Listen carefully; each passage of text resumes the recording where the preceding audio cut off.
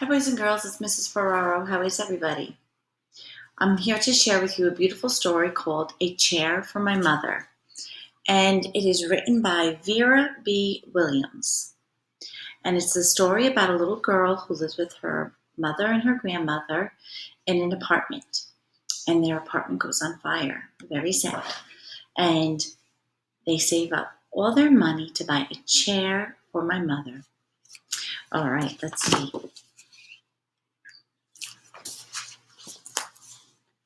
Here we go. This is the Blue Tile Diner.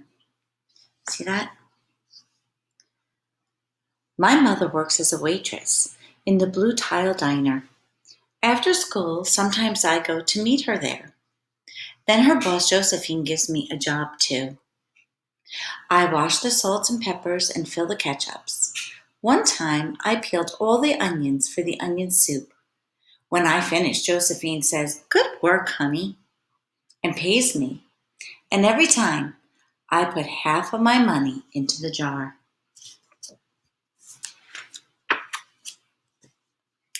It's a big jar, huh?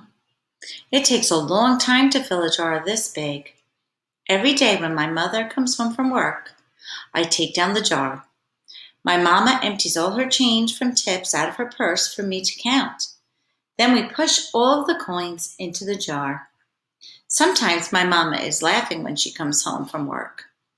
Sometimes she's so tired she falls asleep while I count the money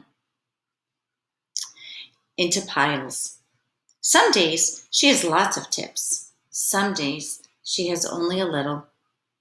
Then she looks worried. But each evening, every single shiny coin goes into the jar.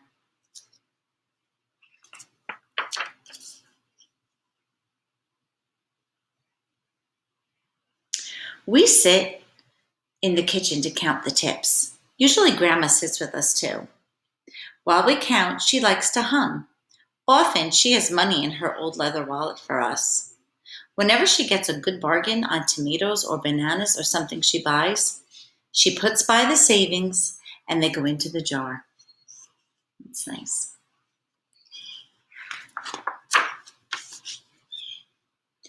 When we can't get a single other coin into the jar, we are going to take out all the money and go and buy a chair.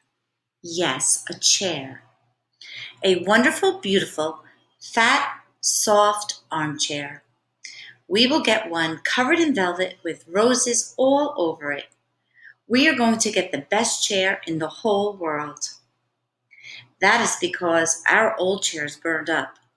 There was a big fire in our other house. All our chairs burned. So did our sofa, and so did everything else. That wasn't such a long time ago.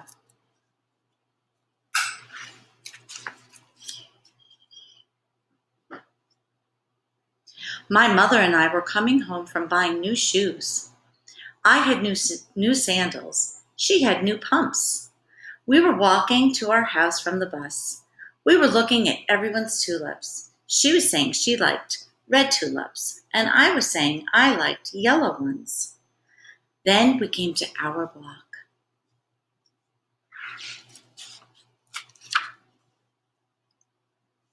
Why? Right outside our house stood two big fire engines. I could see lots of smoke. Tall orange flames came out of the roof. All the neighbors stood in a bunch across the street. Mama grabbed my hand and we ran. My Uncle Sandy saw us and ran to us. Mama yelled, "Where's Mother?" I yelled, "Where's my grandma?" My Aunt Ida waved and shouted, "She's here, she's here. She's okay, don't worry." Grandma was all right. Our cat was safe too, though it took a while to find her. But everything else in our whole house was spoiled.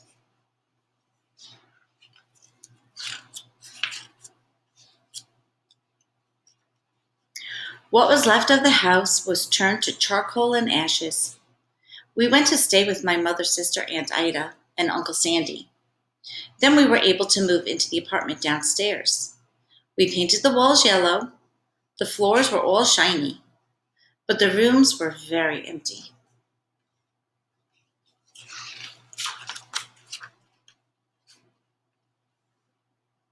The first day we moved in, the neighbors brought pizza and cake and ice cream,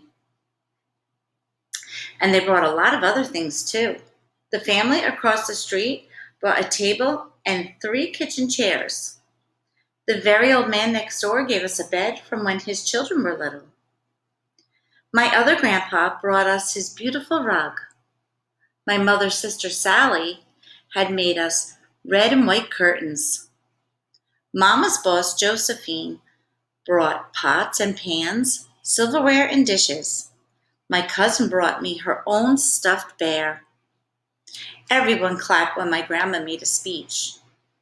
"You are all the kindest people," she said, "and we thank you very, very much. It's lucky we're young and can start all over." So they're very lucky they had so many people to help them. That was last year, but we still have no sofa and no big chairs. When Mama comes home, her feet hurt. "There's no good place for me to take a load off my feet," she says. When Grandma wants to sit back and hum and cut up potatoes, she has to get as comfortable as she can on a hard kitchen chair. So that is how come Mama brought home the biggest jar she could find at the diner, and all the coins started to go into the jar. Now the jar is too heavy for me to lift down. Uncle Sandy gave me a quarter. He had to boost me up so I could put it in. Wow, look at that. That's a full jar of coins.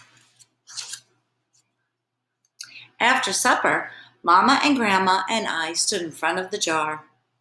"Well, I never would have believed it, but I guess it's full," Mama said. My mother brought home little paper wrappers for the nickels and the dimes and the quarters. I counted them all out and wrapped them all up.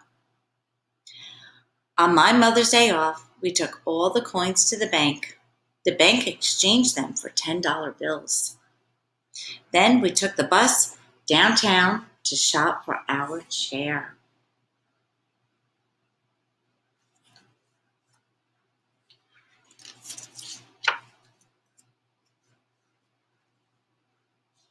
We shopped through 4 furniture stores.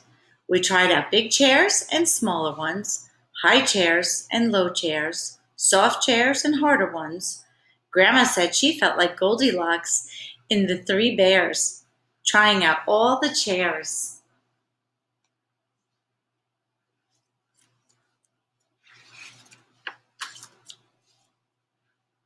Finally, we found the chair we were all dreaming of, and the money in the jar was enough to pay for it.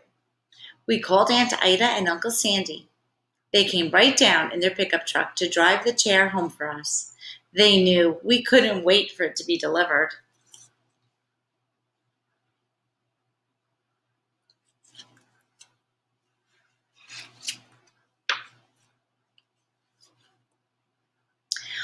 I tried out our chair in the back of the truck. Mama wouldn't let me sit there while we drove, but they let me sit in it while they carried it up to the door. Bet that was fun.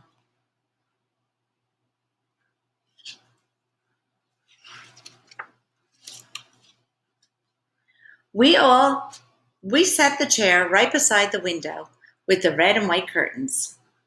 Grandma and Mama and I all sat in it while Aunt Ida took our picture. Now Grandma sits in it and talks with people going by in the daytime. Mama sits down and watches the news on TV when she comes home from her job. After supper, I sit with her, and she can reach right up and turn out the light if I fall asleep in her lap.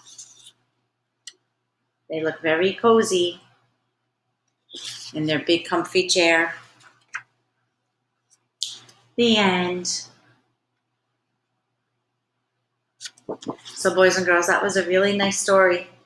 That story told us a lot about what this family needs. They had a lot of needs because they lost a lot in their fire. So in our daily plan for today, there's a sheet of paper that says my family's needs. So I would like for you to talk to your moms and dads, maybe your brothers and sisters, and think about what are the things that we need. and fill out the paper as best you can. All right, have a wonderful day. I miss you all. Bye bye.